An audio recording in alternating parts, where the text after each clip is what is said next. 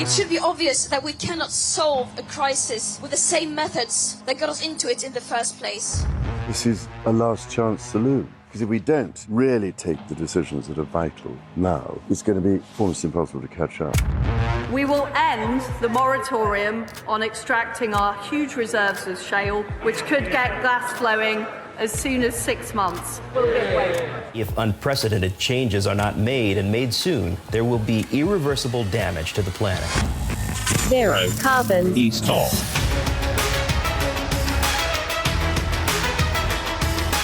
Hello and welcome to Zerocarbonista, Series 4, Fool's Gold. I'm Ian Collins and this is the UK's #1 environment-based podcast. If it's green, it's in. And as we record this episode, the Chancellor has just given his spring budget. He did mention the environment, but did he mention it in the right place? He spoke for over an hour, by the way. Let's speak to our man currently chewing off his own elbows. He is the green entrepreneur environmentalist Dale Vince. Dale, hello. Yeah, Ian, how you doing? What a day, right? The budget's here, and E stands for everything except the environment. I couldn't believe that. I thought that was going to be a gag. Sorry, a gag. I thought he had when he said, "I've got the economy." I've got what were the other two or three? Or enterprise. Yeah. And the weirdest one, the end one, was everywhere. Is he like stealing the branding of EE, everything everywhere? His last E in the list was everywhere. I reckon someone said to him, "Don't put environments in there because that's what Labour have done." Because they did the 5 pledges and Keir Starmer did his pledges. And that was about having the greenest economy and stuff. And the Tories haven't touched it. And maybe they kind of like it that way because of those old tits on the back benches and the old councillors who think it was a load of old bullshit, this stuff. But what does everywhere mean? It means everywhere, Dale. Mean? Jeremy Hunt is everywhere. He's in your bed. He's in your wardrobe. He's in your mind. But how is it relevant to the economy or the budget? I mean, come on. You can only imagine the kind of sort of thick of it like meeting when they said we need something else for E. And like half of them, and it can't be the environment, right? It can't be the environment. Yeah, because I think a lot of those sort of young kind of spads would have gone, "What environment?" They go, "No, you can't mention the environment. Don't do that." So what do we go for? Elephant? No, that sounds shit. Well, what about we try for Europe? Definitely not Europe. No, we can't do that. Environment? No, definitely not. Everywhere. We'll go for everywhere. What does it mean? Everything. Jack shit. Should have been everything but, shouldn't it? Everything. He should have been everything but. Yeah, that's true. That's true.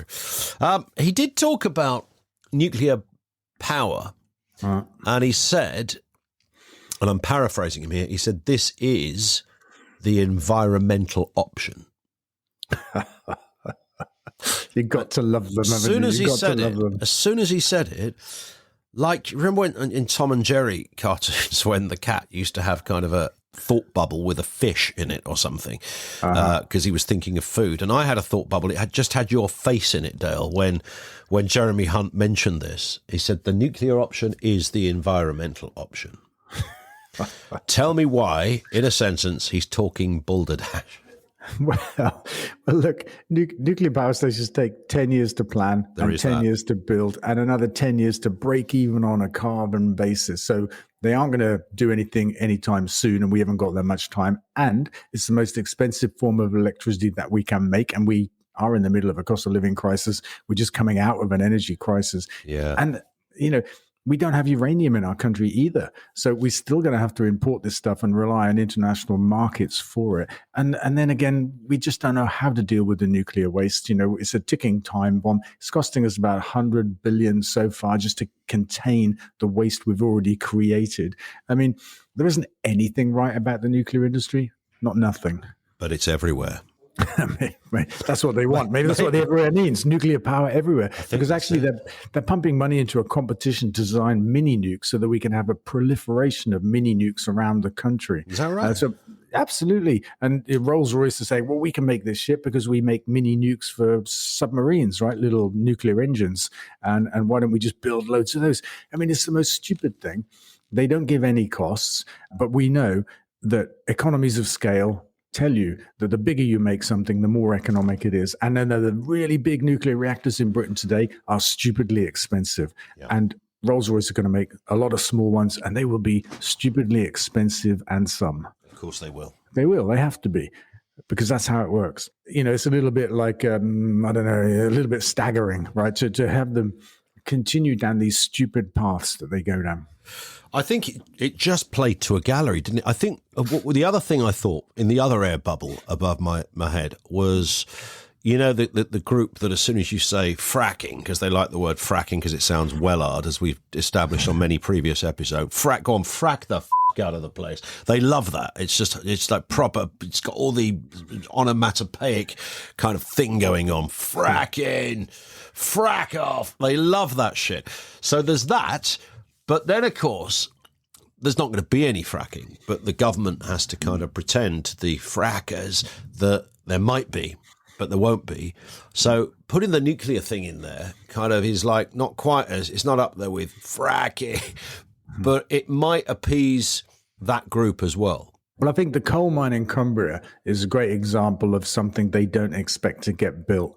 And it's a bit of like, red meat for one side of the party and a bit of bait for the other side of the party and lefty-leaning people everywhere, or sensible people everywhere that know we have to give up fossil fuels, not open new coal mines, but they don't expect it to be built. This nuclear stuff, I think is different. I think they genuinely hope that Rolls-Royce are right and they can make a bunch of cheap mini nukes and spread them around the country and achieve a small step towards being net zero. But the nuclear industry is, and they would say this, wouldn't they? Says the UK should become a world leader in nuclear-derived net zero fuels.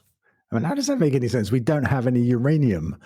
We're going to have to bring that from somewhere else. So how are we going to be a world leader in those fuels? We got to buy them in. But look, it's exasperating. It's like the government aren't listening. Onshore wind and solar are so cheap, they need no government money. The government have got to put, I don't know how many millions just into a competition for somebody to come up with the design that will then tell them that we all know, which would be stupidly expensive electricity in 10 years' time, which is too late. Absolutely. There was another point on the energy bills. The energy bill help will continue until the end of June, and they were thinking of this disappearing altogether. So where do you place that announcement, Dale? Well, they had announced that they were going to cut the support by 500 quid, dumping an extra 500 quid on households up and down the country. They announced that about a month ago. And I think it's a good thing that they haven't done that, because for a lot of people, 500 quid per year, that is an awful lot of money. In the gap between now and the end of June, that's worth about 160 quid, which is still a lot of money to a lot of families. But they've also dropped the 400 quid a year. It's complicated, this energy world. 400 quid a year they announced last summer that's paid monthly, about 60 quid a month off everybody's energy bills. That ends now. And so although we're avoiding the £500 rise, we're still getting a £60 a month rise, and basically they're going to net off, right? Because the 60 quid a month for 3 months is about the same as the 160 quid between now and June. That's a lot of words. I don't know where it really leaves us. I mean, the wider question I think people want to hear is, when are just the bills going to go down? I mean, that's right. That would be really nice to know that. I mean, this extra help, that, to coin the phrase, every little does help. But it would just be nice if people weren't paying £500 a month to turn their lights on. Yeah, and that is the really important question. So energy bills have come down. The Ofgem price cap has dropped £1,000 from, or will do, from the 1st of April. So from Jan to April, it's gone from, 4.3 to £3,300. That's great news. The government cap is underneath that, so nobody actually pays the Ofgem price cap anymore. They pay up to the government one, which is £2,500. Good stuff. What we can see is in the coming summer, energy bills are going to drop again. It'll be July, the next revision. They drop again, and then they drop again in October ahead of the winter. They will still be twice as high as they were pre this crisis, but that's better than 4 times as high. Yeah, I guess so. But and this is the exasperating bit. To properly deal with this, we've got to build a whole load of renewable energy from our abundant sources of it, the wind, the sun, the sea, so that we're independent for energy. It's green energy, not fossil fuel energy. And then we can have permanently low energy bills. And for the kind of money that was spent in this crisis subsidizing energy bills, we could have built the infrastructure. We could build the infrastructure to give us permanently all of the electricity we need from our own indigenous renewable sources. It's forever energy once we build it. And that would be everywhere. That would be everywhere. He could legitimately employ his E word at that point and go, look, it's everywhere. It's like the wind, the sun and shit like that, Jeremy. Yeah. It's everywhere. And it's forever energy, where fossil fuels are single-use sources of energy. We keep buying the stuff and burning the stuff and subsidizing bills. It's economics of the madhouse, what we're doing right now. But you're right. The key question is when a bill's coming down. The answer is when somebody gets a hold of this and does something proper about it. Reform the energy market, build like crazy our own sources of renewable energy. Within 10 years, we could be 100% powered by green energy, and energy bills would never be a concern ever again.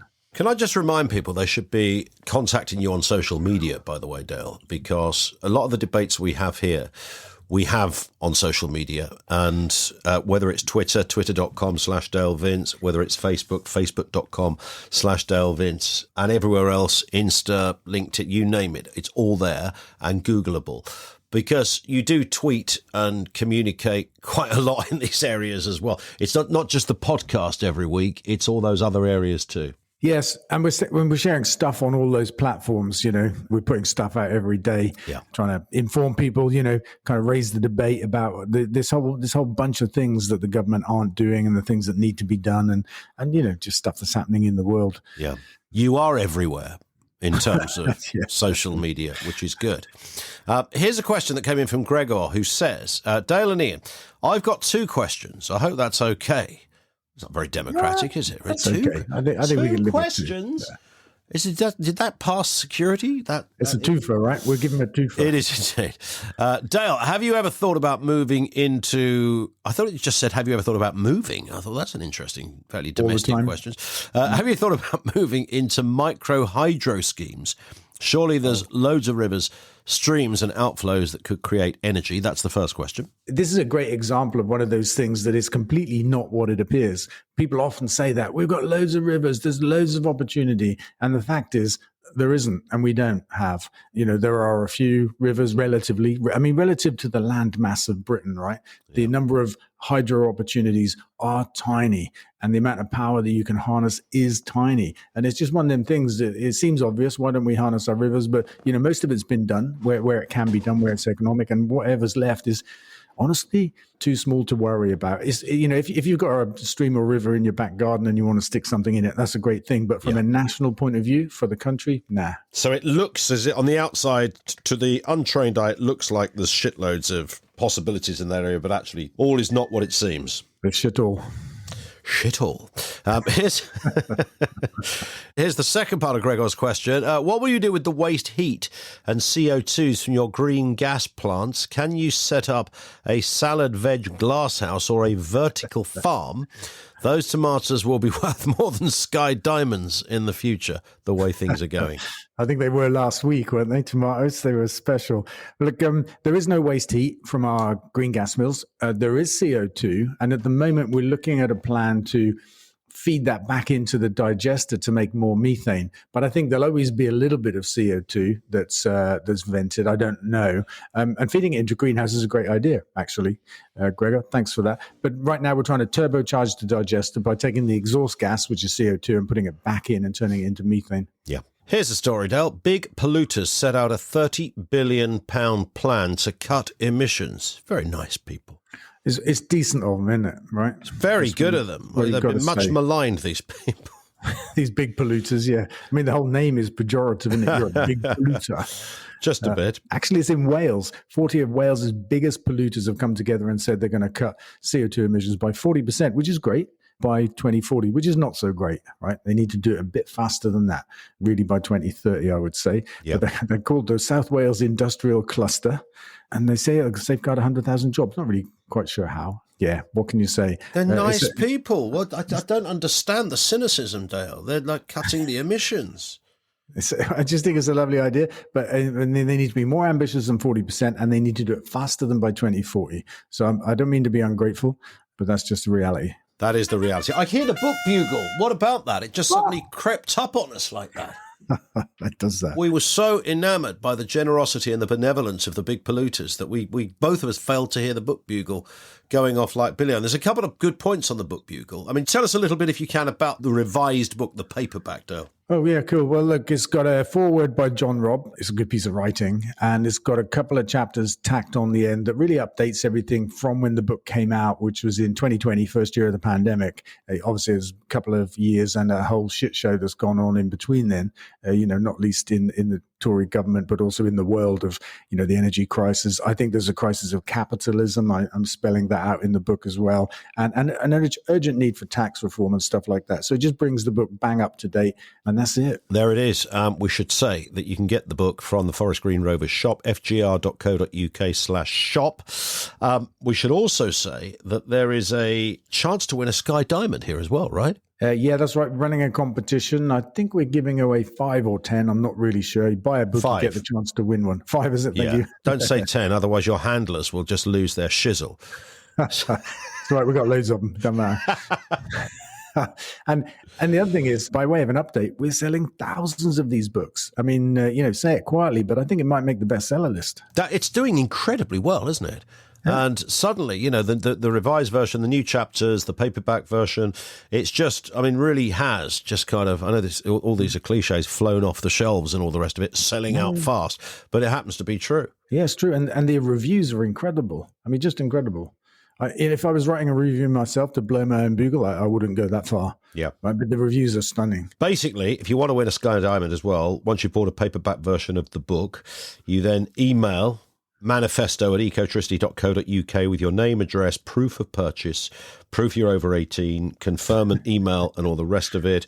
And 5 winners will be drawn at random by yourself, Dale, announced on Instagram on 28th of March. So get the book and then make sure you send your details, which is very simple. Name, address, proof of purchase, over 18, confirm an email, and you could be sitting on a beautiful Sky Diamond. Well, I wouldn't recommend sitting on it, but I hear you.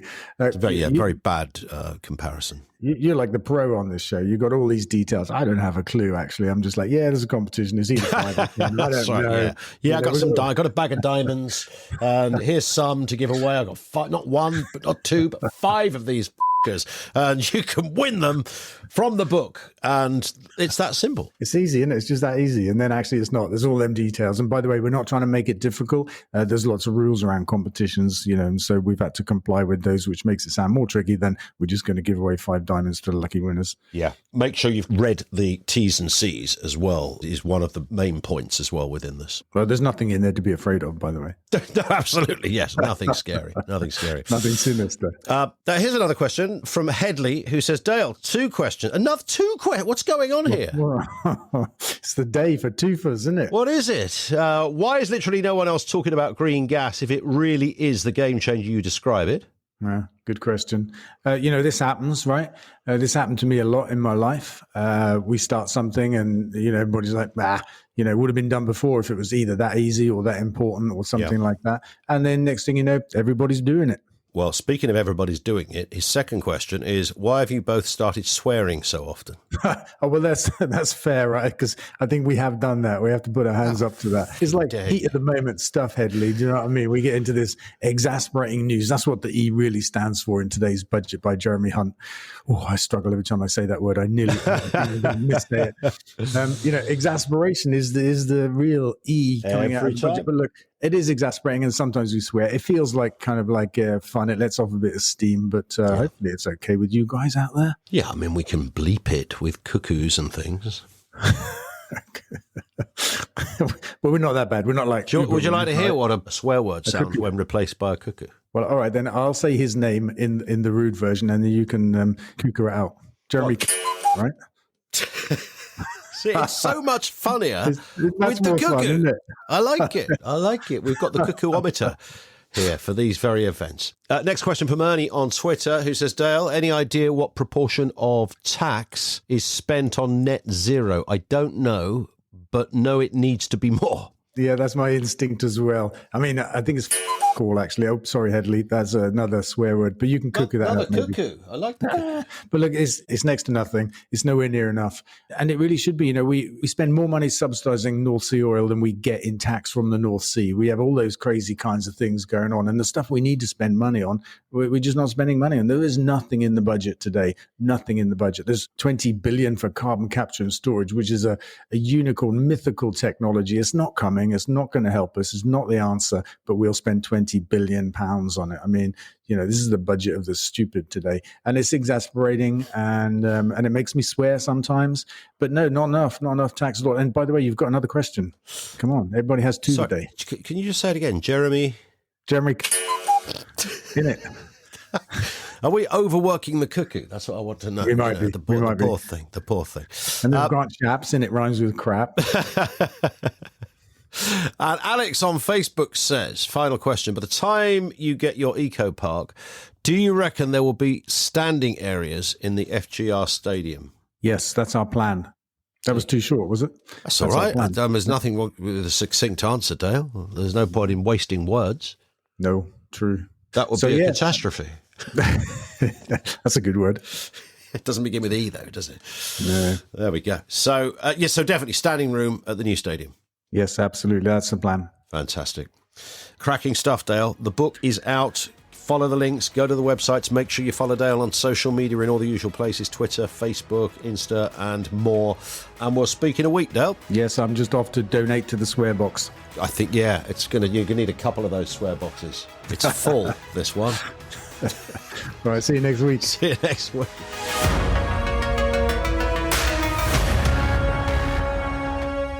Zero carbon. East on.